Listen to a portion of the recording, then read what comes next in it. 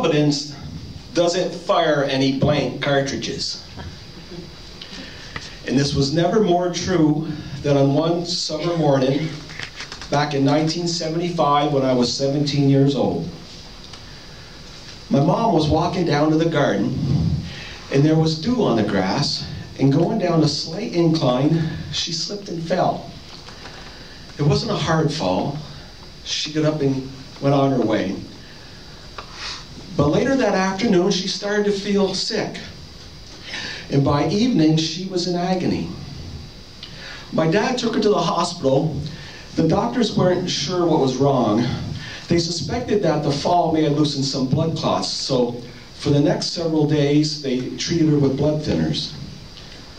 But she got worse instead of better. They finally figured out that all this time, she'd had a ruptured spleen. Emergency surgery was needed, but because of all the blood thinners they'd given her, when they operated, she bled out on the table. She's 53 years old, the mother of 6 kids, and she's dead. And she's dead because there was dew on the grass. Now, a month or so later, my best friend Art and I are roommates at Vermont Tech in Randolph, and things aren't going well. At the end of the semester, I get a 2.9, Art gets a 2.8. 3.0 will get you on the dean's list. I tell you this because I want you to know that we didn't flunk out. But we both quit. And I quit because I couldn't do it. I couldn't live the life of the mundane. Go to college, get a job, find a wife, raise a family, keep them safe, grow old and die.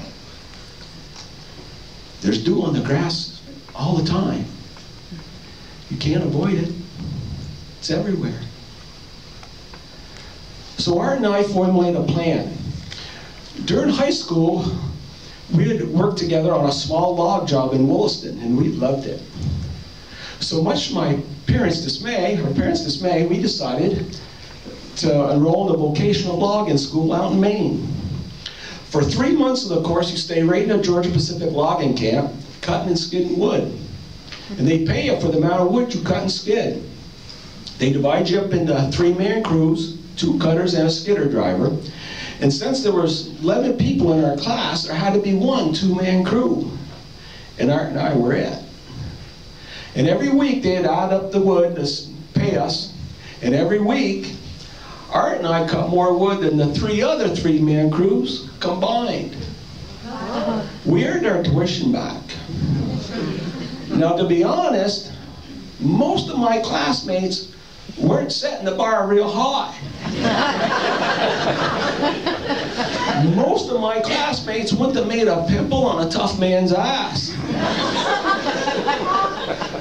But there was one who was worth his salt, and he was the only solid friend we made during our time out there in that logging school.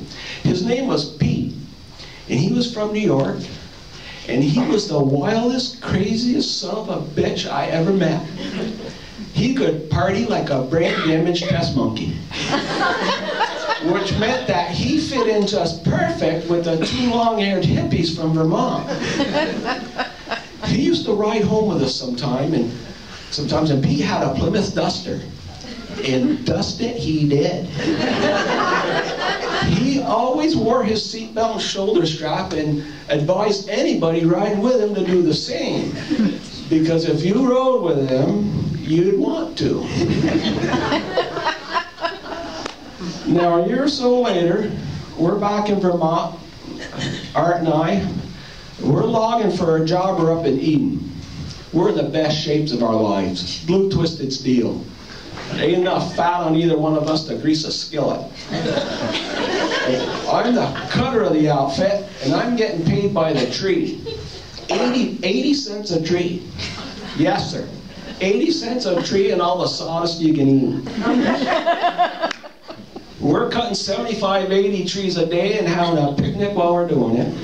Of course, sometimes that picnic's froze solid. And sometimes I'm shivering like a dog passing a pine cone while I'm trying to eat it. But like my old man always said, life ain't all romance.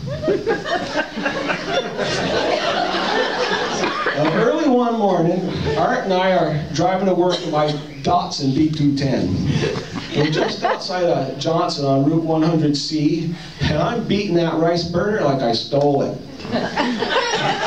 I'm facing it up a hill and around the corner. I don't know what we were talking about, but the conversation came to a halt when both Art and I realized that there's this huge Buick skidding around the corner sideways down the road doing 60. And there's no time for brakes. There's no place to go. There's guardrails on both sides, and it's this huge boat of a car taking up the whole damn road. Feels like it's happening in slow motion, but it ain't. There's this god-awful crash as we T-bone into the side of that passenger car, and then we're going backwards, smashed into the guardrails, and we get pushed down them, and we finally spin free and come to a stop, and it's deadly quiet. But because I was wearing my seatbelt shoulder strap, I'm standing here in front of you today because I met Pete.